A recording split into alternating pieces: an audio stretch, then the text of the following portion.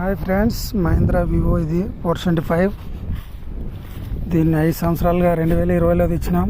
5 సంవత్సరాలుగా యూజ్ చేస్తున్నాం. Dual clutch, చాలా బెస్ట్ భూమి పుత్రకిన మహీంద్రాలో ఇది.